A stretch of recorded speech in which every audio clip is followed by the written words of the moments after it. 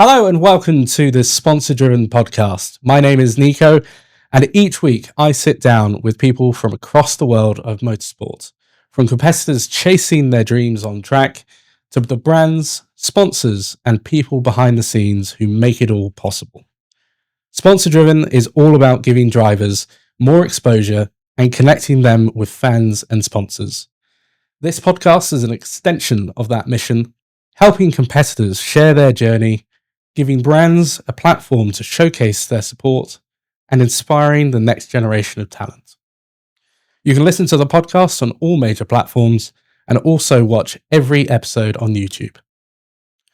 Today's guest is Lilia Scatchard, a young and inspiring female karter who's already winning races, setting lap records, and chasing the dream of becoming the first female Formula One driver. So, Lilia, let's start at the beginning. How did you first discover karting, and what made you want to go back after that first session? I first got into karting through watching my dad race in the Northern Rental Karting Championship in 2023. And I really loved it. I loved the atmosphere. I loved watching him race. And then I thought I'd give it a go myself. So I started in the race academy at Team Sport. And then I developed through the stages of that into the advanced category. And then from there, I did the race meetings in the members. So against the top drivers in that track. Okay. And what was it that stood out most about that first experience? Definitely being on track with my dad and being able to see how fast I can go if I have the determination and keep pushing. So now being able to also still race with him, it's nice to see how far I've actually come since the beginning. So who's faster, you or your dad? He thinks it's him, but I think otherwise. Okay, cool. So obviously you did your first session in karts, you raced with your dad. Did you ever imagine at that point that it could potentially turn into a career path? Not initially. I did have a big confidence knock where I thought, this is it. I don't want to do it anymore. And then I got back on track with all the people behind me supporting me. And they was like, Lily, you can carry on going. So I got back on track and I thought, yeah, this is what I want to do. So then I kept being resilient and kept pushing. Okay. So let's talk about how you went from beginner to actually getting on podiums pretty quickly. So within your first year, you were already getting strong results. What were some of the milestones that really stood out? Definitely in my first ever championship, the Jamie Chadwick Series, which is the first female championship, which is based in Daytona. So there's 3 tracks across the country. So round 3, I won the whole round and also got a lap record at that track, which was a big milestone. Amazing. So let's talk a little bit more about the Jamie Chadwick series. So as you mentioned, it's a series created to give female drivers more opportunities. And for the listeners that might not know, can you just explain what the series is all about and why it's important, especially for you, but also for all girls in general?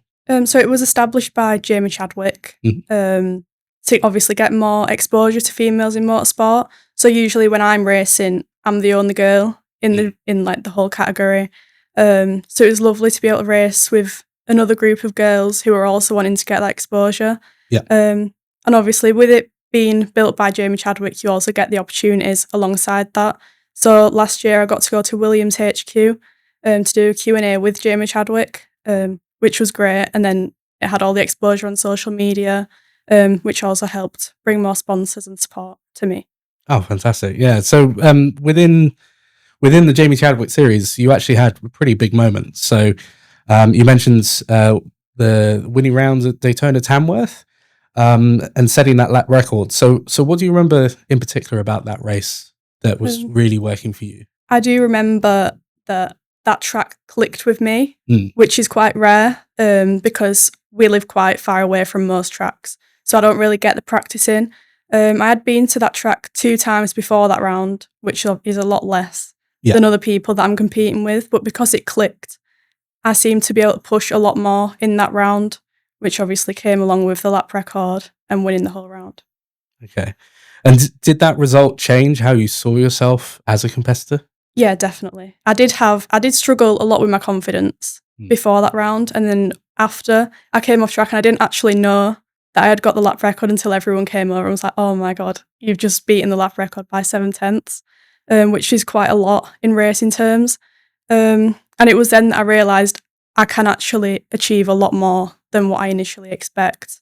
And then, yeah, it's all just from there. Amazing. And how did that feel when you were told that you had got that lap record? Amazing. It were a big shock at first until I saw the actual result on paper. I was like, yeah, this is actually real. Amazing. And so how did you feel to prove yourself in a series designed to inspire the next generation? It was great, especially with people of all ages, from adults to about 12-year-olds who were just getting into the sport. So it was nice to be able to be an inspiration to like younger drivers.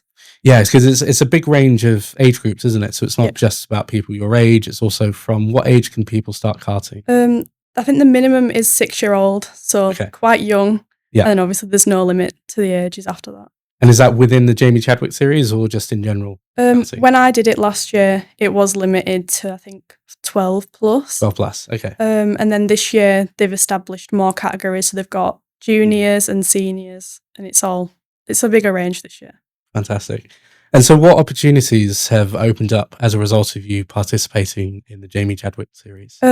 With Jamie Chadwick actually bringing the exposure and showing the championship on her social media, it brought a lot more exposure to me and obviously the drivers as well, which came along with all the new sponsors and more contacts given to me that are interested in supporting my journey.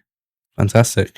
And in terms of those sponsors, what sponsors do you have behind you right now? I have 1965 PTSD Awareness, who is established by Ben Pearson, who is very close to me and my family.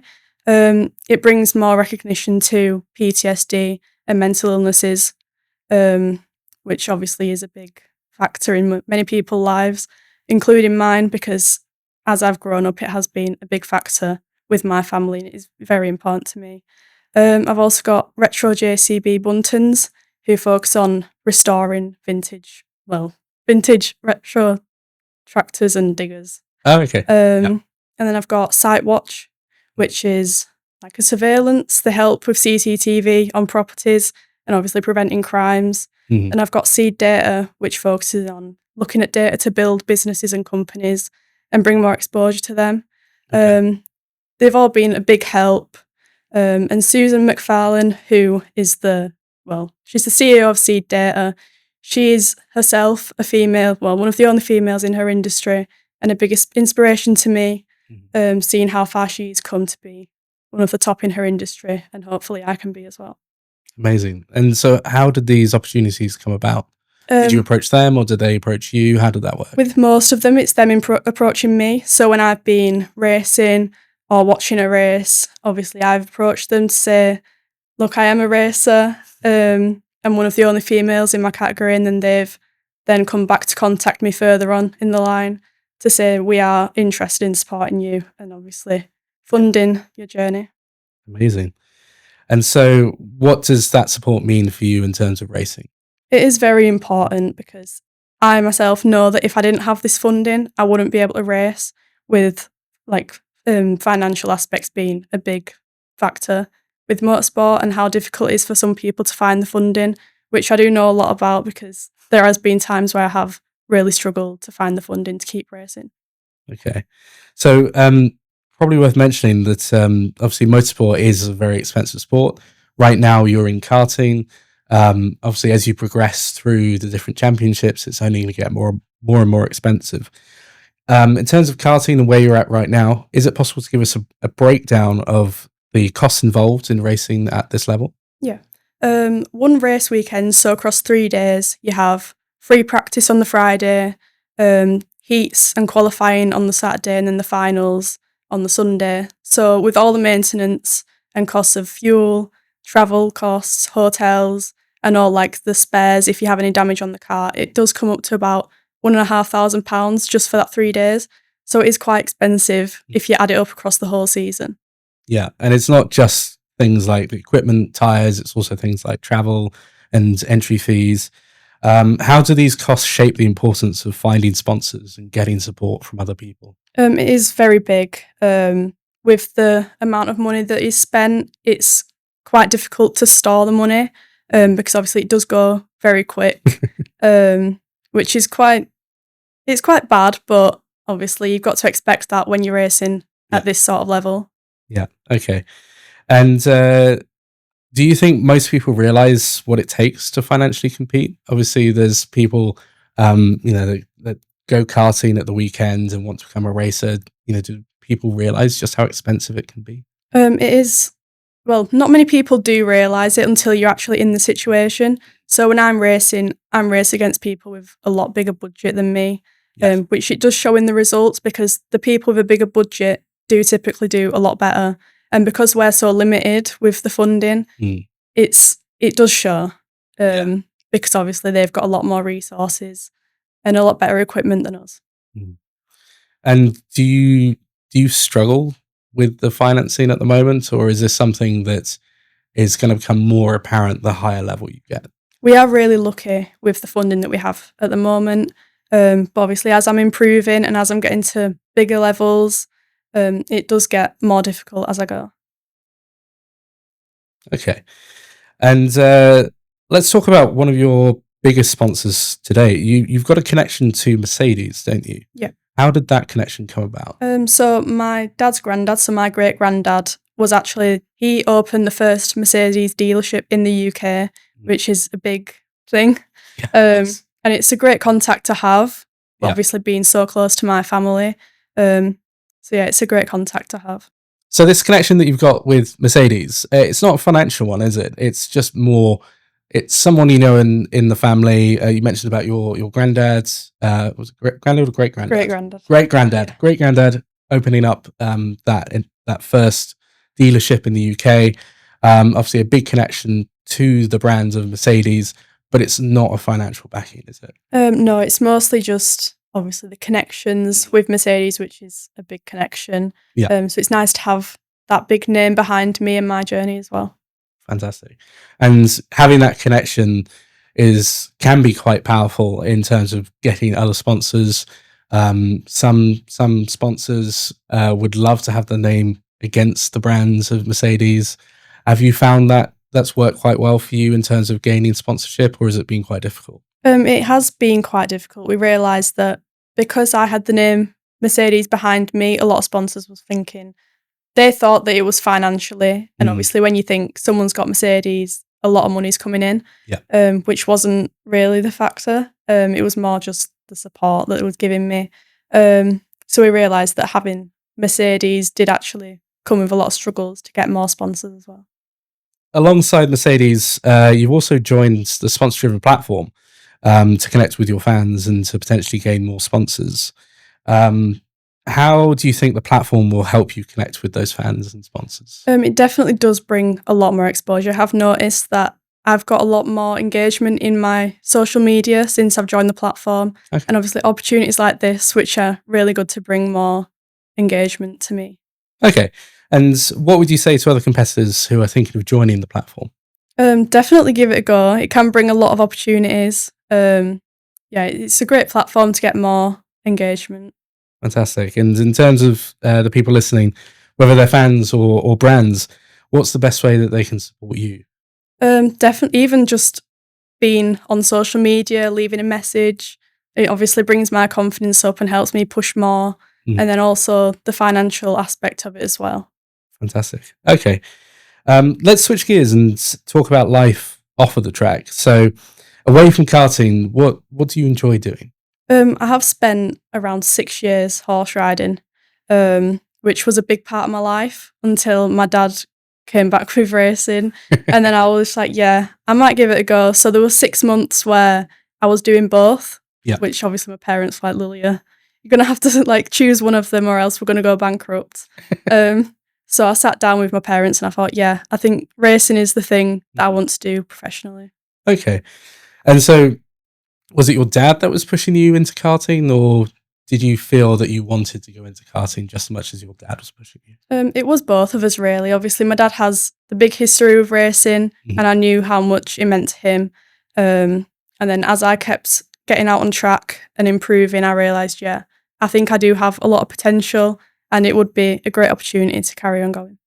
Okay. And do you think the balance between horse riding and being around animals, and does that kind of thing help you recharge? Is that something that you still do on the side, essentially? I don't still horse ride, but I do spend a lot of time with animals. We do have a few pets, which is obviously lovely to help with mental health. And I have noticed that spending time with animals is one thing that does help with helping me recharge after a race weekend. So let's talk about how you prepare for a race weekend, both mentally and physically. How do you psych yourself up, get yourself ready for a race? One of the main things is that I do yoga, which is nice for That's both. very calming. Yeah. It's nice for both physical and mental health. So it helps with core strength.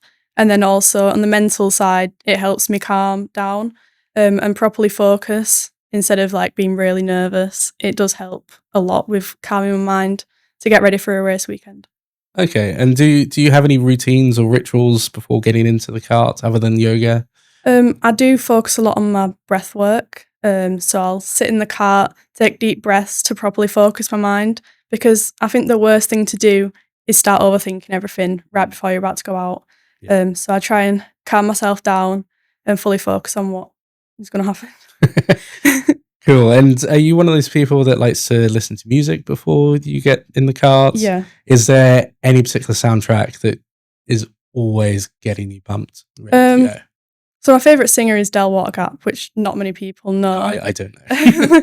So yeah, whenever someone says to me, Lilia, what sort of music do you listen to? No one knows who they are. But that's the one person that will properly calm me music-wise. Right. Okay. Fantastic. And going on from that, how do you deal with the nerves or pressure on a race day? One of the things, there's one person that I met at one of my races once who, I was really nervous and I was like breathing really heavily. And they sat me down and gave me some advice to say, like, just calm down, take some deep breaths. It's not as bad as you think, because it was my first proper race. And since then, using that advice has really helped to keep me calm and not get too nervous. Fantastic. And in terms of like people who have helped you and inspired you, like who, other than your dad, is there anyone that has helped you get to where you are in karting? Definitely being in my team now, Ultimate R. This is my first team who's actually been there for me and supported me on and off track. So it's nice after every race, I'll go into the race truck and they'll be there for me to help. If I've had a confidence knock, they'll try and keep my mood up and keep me going. And obviously all the advice on my things on track that I'm doing. It's lovely to have them people behind me. Fantastic. And so in terms of inspiration, do you have any role models that you look to, and especially when things get tough? Is there somebody that inspires you? Definitely Lewis Hamilton, who's been a big factor of my life. I've supported him since before, when he got into Formula One. Mm-hmm. It's like how he coped with all of his struggles as a child with the financial backing and obviously like his diversity in the sport and how he pushed through them struggles. And now is one of the best drivers in the world. So hopefully I can follow in his footsteps. Fantastic. Well, you mentioned one of the best drivers. Who else do you think is the best driver? I don't personally have a favourite. Because I don't really have time to watch Formula One as much as I used to, because obviously too busy racing. Yeah, when they're racing, I'm also racing, so it's hard to keep up. Fair enough. And has anyone in your family or team been a big influence outside, obviously, your dad and your team? Yeah, definitely Matt Hingley and Ben Hingley, who both run the team that I'm in. They're a big factor in keeping my confidence up and helping me, giving advice and all like the tips on and off track. Okay. So inspiration is pretty powerful, and every journey also has its challenges. What's been the hardest point in your journey so far? Definitely seeing how much people can judge someone based on like their gender, race and culture like that. It's a big difficulty for me to be able to keep pushing through the people who have judged me on that. But but seeing how far I can push myself without all like the judgment from other people, it's nice. Yeah. And have you ever felt doubt about carrying on, Yeah. particularly as a female driver? Yeah, definitely this year more than others. Obviously, being in a lot bigger championship than I'm used to, and seeing a lot more new drivers and like it being introduced to new drivers who have had different opinions on me and my driving. Yeah, it's quite difficult to keep going, but having all the people behind me and supporting me, it's nice to have all that. Of course, yeah. And of course, motorsport is still very much a male-dominated sport. What has your experience been like as a young female driver?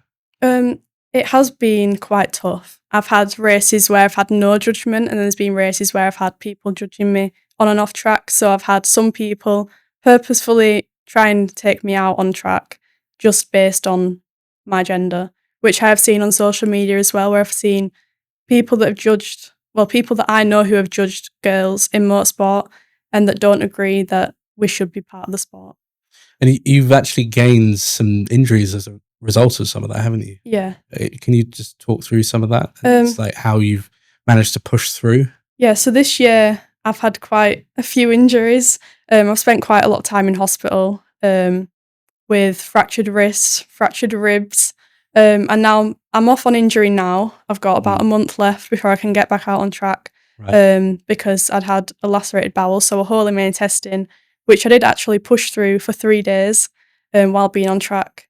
And that's all because of people that don't want me on track. That's terrible. I'm sorry to hear about that.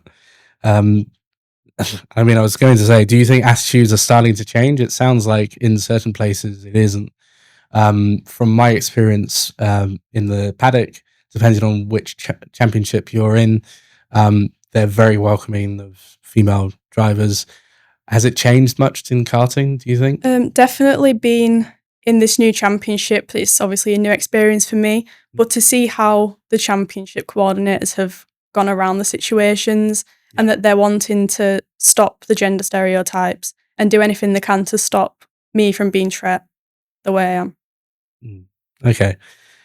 I mean, some drivers just don't always welcome female competitors onto the grid. I've seen that some drivers just aren't happy about a female racer competing in the same race as them. Do you think that's a jealousy thing, that you're actually, somewhat better than them and they don't want to be shown up by a female driver? Or do you think that plays a lot into it? I think it is one of the biggest factors. Once I remember my mum telling me that once when I was on track, she overheard a group of boys talking about me saying, "Oh, there's a girl here, we're definitely not going to be last then," meaning that I'm supposedly going to be last. So I went out on track, beat all of them, came first, and then they didn't say anything after that. I mean, I was going to say, did it ever shake your confidence? But it sounds like it's actually quite a big boost. Yeah, it is a big boost. It's definitely one of the main things that does keep me going, because obviously I don't want to prove them right. I want to keep going and improve as best as I can. Fantastic. And do you think your results are speaking for themselves in terms of, in terms of keeping those critics quiet? Yeah, definitely. So we mentioned briefly that this season you signed with Ultimate R, and you're now competing in the top UK karting championships. How exactly did that opportunity come about? So this year I was actually planning on continuing with Club 100, which is arrive and drive, so still only the rentals. And then we got the contact with Ben Hingley from Ultimate R when I went to support someone else who was in that team. So when I got speaking to him, he was like, "Yeah, you can join the team. Would be happy for you to be a part of the team." And then within a few weeks, I jumped from rentals straight into the kart championship, which is one of the biggest owner kart championships in the UK. So it was quite a big jump straight from rentals to senior Rotax, especially not having any experience in juniors, which a lot of people do because they've been racing since they was like 6-year-old, and I've only been racing for 3 years, which is obviously a big difference between the competition. And how's the transition been going from arrive and drive into an actual team and having the support of a team? Has it been more demanding? What's that been like? It has been a lot more demanding, especially with me being in college. I'm taking on college full time with all my exams and obviously racing as well. It's difficult to balance both of them. But with how long I have been doing it, has become a lot more easier. And especially now having a team behind me that does support me in my journey, and obviously all the advice on and off track that they've been giving me between races and on race weekends. Okay. And in terms of the balance between racing at the weekends and school and family training, how difficult do you find it juggling all of that? It has become a lot easier than when I was racing last year. I had my GCSEs, and my mum was thinking that I need to stop racing while I've got my exams. But I said no, because racing is the one thing that helps me with my mental health, and obviously it helps me focus and keep going. So it was nice to be able to balance both of them. So I was doing my exams during the week, and then I'd be straight down to like the bottom end of the country racing. But my mum was thinking, yeah, like as long as you get the good grades that you want and that I deserve, then it's fine, which I did end up doing, which was really nice. I was going to say, did you end up getting the grades that you wanted? Yeah. So you proved her wrong. Yeah, exactly. Yeah. Fantastic. It's nice to have such good support from your family. Obviously, you've got your dad coming with you at race weekends. Yeah. Does the rest of your family come along and support you? We do. Usually it's just me and my dad, with my dad being a mechanic as well. So it's usually just the both of us and the whole team that are there. But then my mum's come to one of the races this year, which also happened to be the one with my biggest injuries. Yeah. So she was on the sidelines thinking, oh my God, while I'm just there racing with a really bad injury that I wasn't actually aware of until I came off track and felt the pain. And the support from your mother, has she been quite supportive? Did she appreciate the fact that this is what you wanted to do, and especially after that injury that you sustained, she's still supportive? Yeah, she is really supportive, and I am really grateful for it. But with her not having the experience of racing like my dad does, she doesn't understand exactly how much it helps with mental health. So she does love me doing it, but she doesn't love how fast I end up going. But she's not going to try and stop you? No, definitely not. Okay. I hope not, anyway. No, that's good. And do you think that you might be able to convince your mother to go racing with you at some point? Hopefully, yeah. She just thinks she would be faster than me. Well, she's got to prove it. Yeah, exactly. So the balance between racing and juggling your schoolwork and everything, do you think you're at a disadvantage to some of the other competitors by not being able to train during the week? Yeah, definitely. Because I'm in college so much and with all the exams, I'm constantly having to revise for college, while also trying to think, like, I've got a race this weekend, I need to focus on that mentally and physically to try and prepare myself for that. So it's trying to balance equally, like revision and training for the races. And in terms of college, are you doing anything motorsport related or? No. No? What is it that you're doing? I am studying biology, history and chemistry, which are quite demanding subjects with all the essays and revision for all the content in those subjects. So it's quite difficult to try and balance them both, but it can be done. And are you looking to go to university afterwards, or do you think you'll go straight into racing? I am hoping to join the RAF, which also do have a race team. So obviously while getting paid to do that, I also have the opportunities there for racing, and obviously they'll help push me as well. As we mentioned, looking ahead is important, but your story also offers lessons for others starting out. What advice would you give to young racers, especially girls, who want to follow in your footsteps? Definitely not take the stereotypes personally. I have known that when I first started, I did take them personally, and I thought I am the problem, when really it's a thing across every aspect of motorsport. There always is going to be stereotypes, and it's just to not underestimate yourself. So when I first started, I did underestimate myself, and I thought I'm not going to get any higher than this level, when really when I kept pushing, I've now made it to a point that I didn't think was possible. And what's the one lesson you'd pass on from your journey so far? Definitely, again, the stereotypes, that I have had a lot of struggles and it hasn't been easy. And it's just to keep people thinking that it's not them that is the problem, and to try and push aside the stereotypes to not make it affect you. Okay. So you've been competing with people who have been racing since very early ages, like 6 years onwards. You've been racing for the last couple of years. Would you do it any differently if you could? I do wish that I had started a lot sooner. Obviously, being at such a disadvantage with the people that have been racing a lot longer, but it also brings the belief in myself that to be at the level I am, competing against people that have been racing over double the time that I have, it's really nice to see that how much I have actually improved and how far I can actually go. And do you think that this gives people inspiration if they're thinking it's too late to start karting? Do you think that it's never too late? No, I don't think it's. I don't think it's ever too late to start. If you really do have the determination to keep going, and you do believe that you do want to do it professionally and improve, I feel like it is possible. Well, Lilia, thank you so much for joining us and being on the Sponsor Driven podcast. Thank you for opening up about the highs and the lows and the challenges in between.